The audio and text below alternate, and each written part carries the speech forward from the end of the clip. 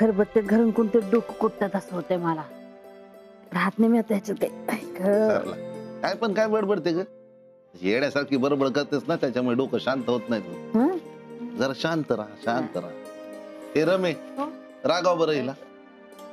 हा तर तुझ्याशिवाय काय पर्याय नाही, माझ्याने काय ऐकत नाही. बरं मामी या घे गोळ्या. लवकर घे बरं. आणि हो, आता आजारी आहेस म्हणून रागवत नाहीये, पण पुन्हा असं काही बोललीस ना तर चांगलंच रागवावं लागेल बघ. उगा आपला आराम करण्याच्या ऐवजी विचारच जास्त करत बसते.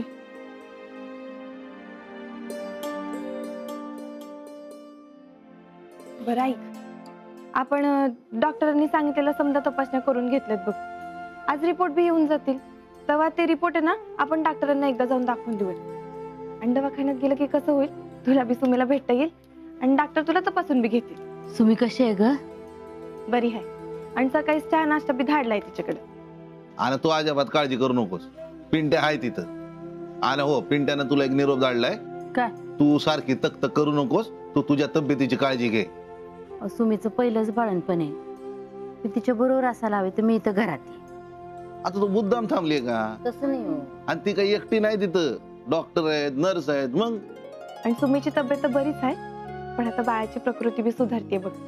रमा कुणासारखं दिसतं ग बाळ? अगं आपल्या सुमीसारखंच दिसतंय. आता पाहिलं पण नाही अजून तिला. अगं आम्हाला बी भेटू दिलं नाहीये बघ.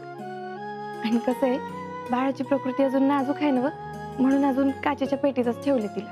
अरे बा, काळजी घे बाबा सगळ्यांची, सगळ्यांवर लक्ष ठेव. डोळे आहेत बाबा तुला.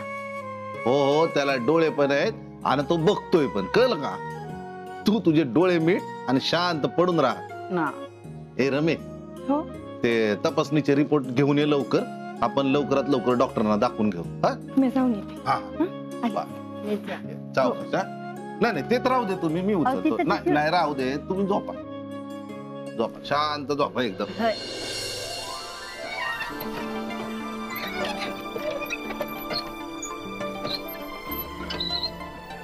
ऐका ना, म्या चालू का घाना? अहो तेवढीच तुम्हाला उसंत मिळेल. थोडा आराम करा की. दाबू, हे काम मलाच केलं पाहिजे. मी सरला मावशीला शब्द दिलाय की मी कष्ट करून पैसे कमवून देईन. मग ते कष्ट मलाच करायला पाहिजेत ना.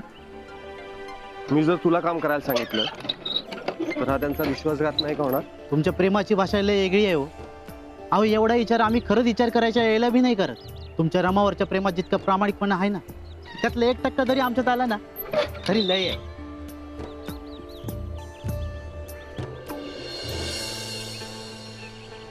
रमा, असं काय वागतायत यार?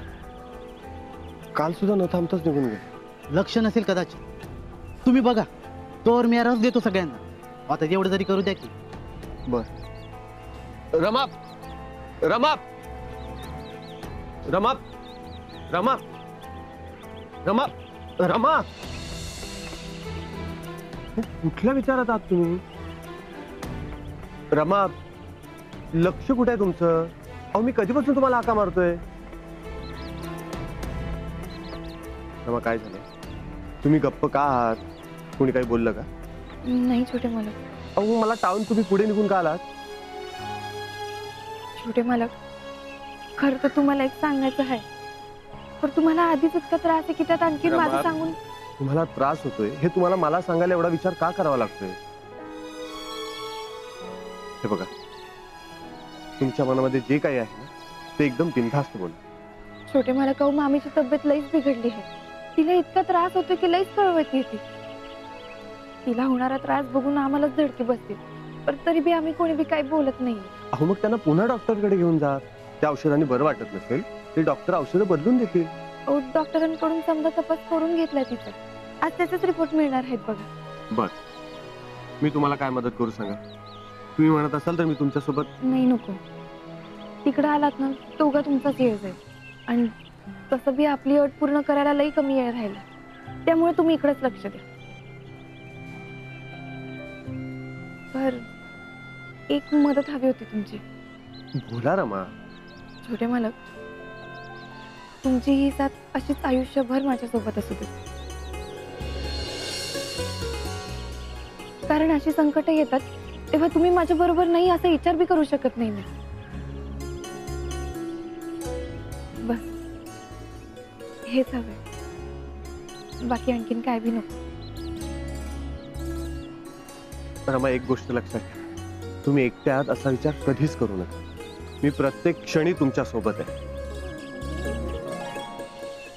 रमाचा एकही क्षण जात नाही की जेव्हा मला तुमची आठवण येत नाही. मी नेहमी तुमच्या सोबत आहे आणि असणार आहे.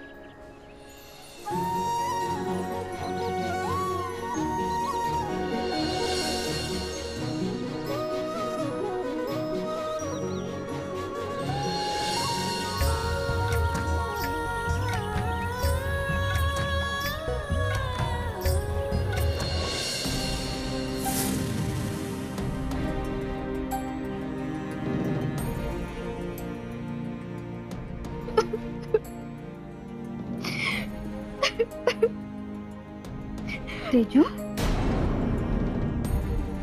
तेजू अगं काय झालं? आई अगं, जेवताना नेहमी दादा सोबतच असायचा ग. मला खूप आठवण येते त्याची. तू काय करत असेल, कुठे असेल, काय खात असेल या विचारात मला जेवणच जात नाहीये. आई मी खूप मिस करते त्याला. तेजू, मलाही खूप वाईट वाटतं. सगळं आधीसारखं व्हावं असं वाटतं, पण रावसाहेब हट्टीनं तर प्रताप दुप्पट जिद्दी आहे. पण नाही नाही ऐकणार अगं रावसाहेब. रावसाहेब त्यांना हवं तेच करणार. मला खरंच कळत नाही अगं काय करायचं आता. आई अगं, पण असं बोलून कसं चालेल? त्याला काहीतरी करायला लागेलच ना. करूया, आपण प्रतापला पुन्हा एकदा सांगूया घरी यायला. मी तुला खरं सांगू का, मला त्या रमाचा इतका राग यायला लागलाय ना, हे सगळं तिच्यामुळेच झालंय. नाही तेजू, तिची काहीच चूक नाहीये यात. तिला दोष का द्यायचा अगं? प्रतापने सुद्धा तेवढंच प्रेम केलंय ग तिच्यावर. त्या दोघांमध्ये जे काही घडलं ना, ते खूप नकळत घडलंय. हे काय ऐकतोय मी?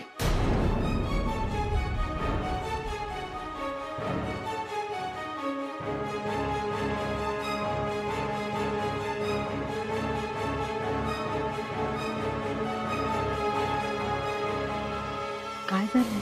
काय झालं पण तुम्हाला माहितीच नाही काय झालं ते? अजून काय साळसूद आव आणतं ना तुम्ही. इतका निष्पाप, इतका भोळा चेहरा, तसं काही केलंच नाही असं. हं? मला खरंच कळत नाहीये तुम्ही काय बोलताय. तू त्या सरलाच्या घरी गेली होतीस की नाही? खरं बोल. ते मी तुम्हाला गेली होतीस की नाही? हो, पण तिला बरं नव्हतं, आजारी होती ती. थोडी तरी अक्कल आहे का? ज्या बाईने माझा तोंडावर अपमान केला त्या बाईची विचारपूस करायला गेलीस तू? औषध द्यायला गेलीस तिला? अक्कल कुठे गेली होती तुझी? माझी पाठ फिरली की माझ्या पाठीत जो खंजीर खुपसायचा आहे त्याला धार काढायला गेली होतीस? एकदा प्रतापरावांनी खूप असलाय, आता तुम्ही. तसं नाहीये. असंच आहे, समजलंय मला सगळं. माझ्यापासून गोष्टी लपवून ठेवता येत असतील अशा भ्रमत राहत असेल ना तुम्ही. थोडा भ्रम विसरा. तुम्हाला हे जर परत करायचं असेल तर माझ्या घराचे दरवाजे उघडे आहेत, बाहेर पडायचं. तुम्ही आणि प्रतापराव जे काही खंजिराला धार लावताय ना ती बाहेर. या घरात जर राहायचं असेल परत असं कधी होता कामा नये, लक्षात ठेवा.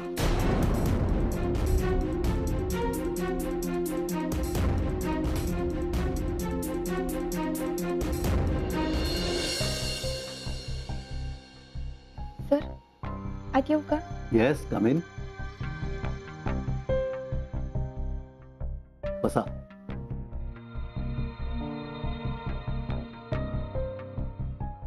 काय म्हणते तुमच्या मामींची तब्येत आता? अहो, सकाळी लईच त्रास होत होता, पण आता गोळ्या घेतल्यावर बरं वाटते. रिपोर्ट्स आणलेत ना? वय आणलेत ना. बघू.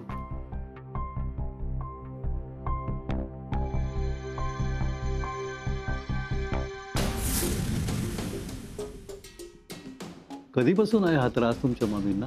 अहो, मामीला डोकेदुखीचा त्रास लई आधीपासून आहे बघा. नाही म्हणजे मध्ये जरा कमी झाला होता, तर पुन्हा लई वाढलंय. आधी कसं व्हायचं, डोकं दुखायला लागलं ना तर लगेच बरं बी वाटायचं. पर हल्ली तिचं डोकं दुखायला लागलं ना तर तिला सहनच होत नाही. ही साधी डोकेदुखी म्हणजे मायग्रेन नाही. रिपोर्ट्स आणि एक्सरे पाहता त्यांच्या मेंदूमध्ये गाठ निर्माण झाली. मेडिकलच्या भाषेत त्याला ट्यूमर म्हणतात. तुमच्या मामींना ब्रेन ट्यूमर झालाय.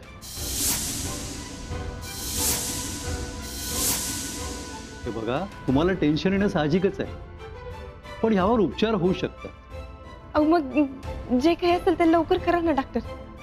डोक्यातली गाठ काढावी लागणार आणि त्यासाठी आपल्याला सर्जरी करावी लागणार. तुम्ही सांगा मला, मी मामीला घेऊन येईल लगेच.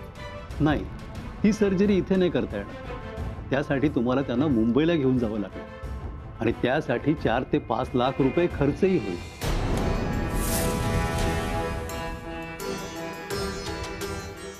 ठीक आहे, सांगतो.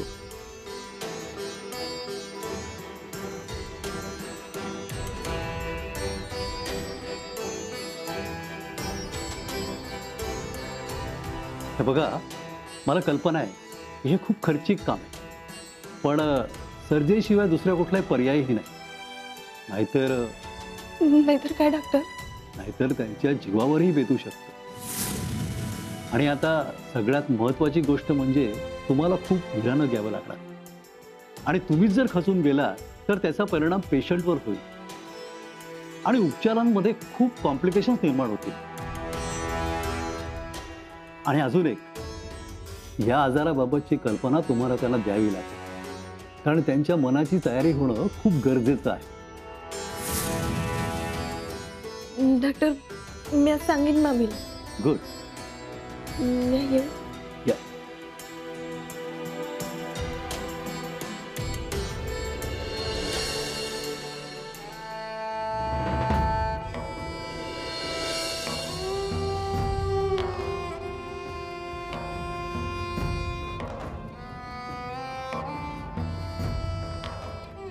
का केलं तसं?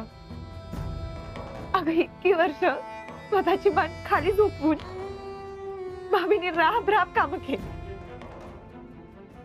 स्वतःची नोकरी नीट पार पाडली, आणि त्या समजांच्या बदल्यात तू काय दिलंस का तिला? हा एवढा मोठा आजार का केलंस असं? का तिच्या नशिबात एवढी संकट मांडून ठेवली आहेस? का एखाद्याकडे नाही तर नाहीच लक्ष जात का ग तुझं? आमच्या घरची परिस्थिती तर ठाव आहे ना तुला. आता कुठून आणणार होते एवढे पैसे? तिचा उपचार कसा करणार होता मी? डॉक्टर बी म्हणाले आहेत, लवकरात लवकर तिचा उपचार नाही केला, ऑपरेशन नाही केलं तर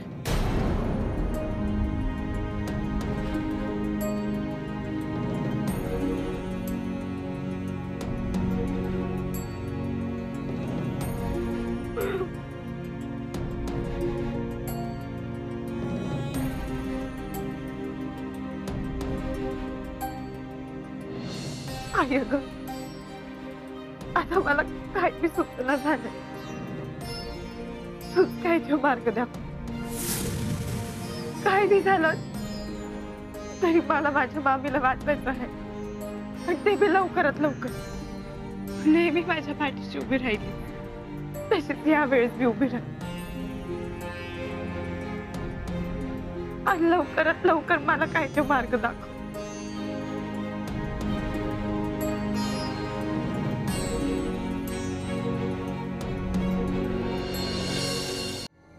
अरे जी मालक. आज आयुष्यात पहिल्यांदा चांगली बातमी दिली असतो. धन्यवाद मालक. नक्की काहीतरी डोक्यात शिस्त आहे मालकांच्या. मालक कशात काय संधी शोधतील हे सांगताच येत नाही. तू निघ तुझ्या कामाला. जी मालक.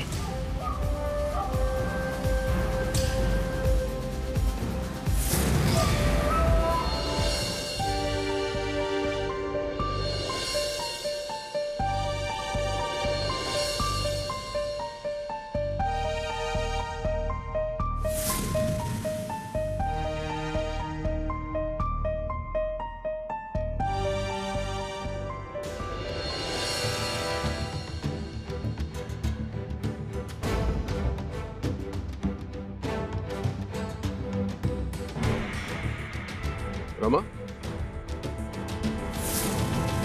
काय शोधतेस?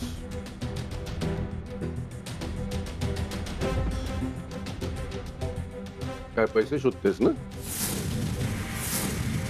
रावसाहेब तुम्ही हे असे बरण्यांमधून लपवून ठेवलेले, देवराच्या मागून काढलेले, रोगडीच्या खाली लपवून ठेवलेले असे पैसे एकूण जमवून किती होणार? अजून फार फार तर 500 होतील. बस. सरला मामीच्या इलाजासाठी तर किती पैसे लागणार आहेत? ते पैसे पुरतील? ठीक आहे, ठीक आहे, 1 लाख.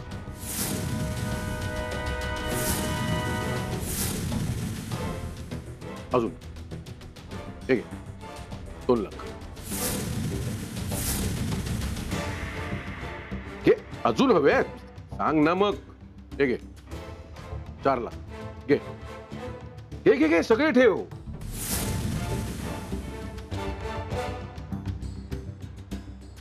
हे पैसे उपयोगी पडतील तुला सरला मामीच्या इलाजासाठी. घे. नाही नकोयत मला रावसाहेब. अगं पैसे नसतील तर तुझ्या मामीला कसं वाचवणार तू? तू काय जीवाची बाजी लावणार आहेस? आणि जीवाची बाजी जरी लावलीस तरी सरलाच्या इलाजासाठी पैसे तर लागतीलच ना. अगं कसला विचार करतेस? अगं पैसे नाहीत तर लाजायचं नाही, निर्लज्जासारखी मदत घ्यायची असते. हे बघ, अशी कठीण परिस्थिती कोणावरही येऊ शकते, त्यामुळे तुला हवे तितके पैसे घे. अजूनही पैसे देऊ शकतो मी. 5 लाख 10 लाख घे आणि वाचव त्या सरलाला.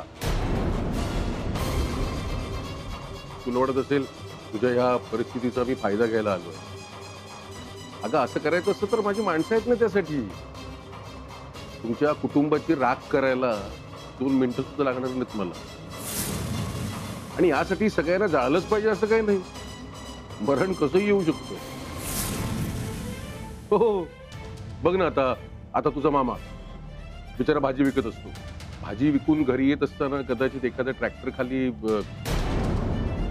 होऊ शकतं. तो तुझा भाऊ कदाचित एखाद्या वडाच्या झाडाला लटकून आत्महत्या सुद्धा करू शकतो. सरला मामी तर मरणारच आहे. तुझी बहीण, तिचं नुकतंच जन्माला आलेलं बाळ, मरण फार स्वस्त असतं ग. कोणाला या कानात त्या कानाला पण कळणार नाही. हे बघ, ही धमकी समजू नकोस. हे पैसे घे, मी तुला मदत करायला आलो. हे पैसे नाही आहेत, त्याने तुझ्या सरला मावशीचा जीव वाचू शकतो. हे पैसे आणि वाचव तिचा जीव.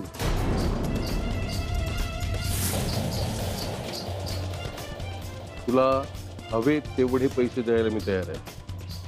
हा मदतीचा पहिला हप्ता असं समज. यासाठी तुला एकच करावं लागेल, प्रतापला विसरावं लागेल कायम. आणि मला वाटतं तुझ्या लाडक्या मामीसाठी हे तू नक्कीच करशील. येस.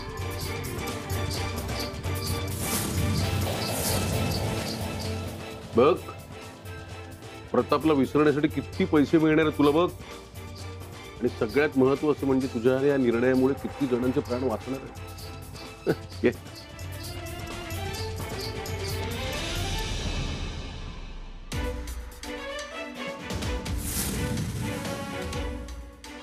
रावसाहेब, तुम्ही मदतीचा हात पुढे केलात त्यासाठी मनापासून आभारी. मदत आणि व्यापार यातला फरक चांगलाच कळतो मला.